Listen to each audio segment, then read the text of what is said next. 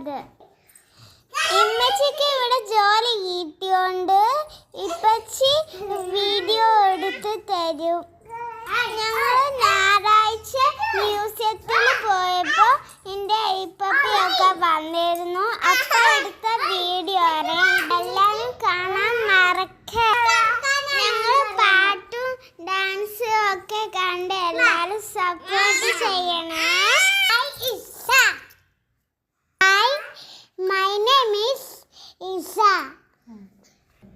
ഞങ്ങൾ മ്യൂസിയത്തിൽ പോയി എടുത്ത ഫോട്ടോസാണ് ഇതൊക്കെ. പിന്നെ കുറച്ച് വീഡിയോസൊക്കെ ഉണ്ട്.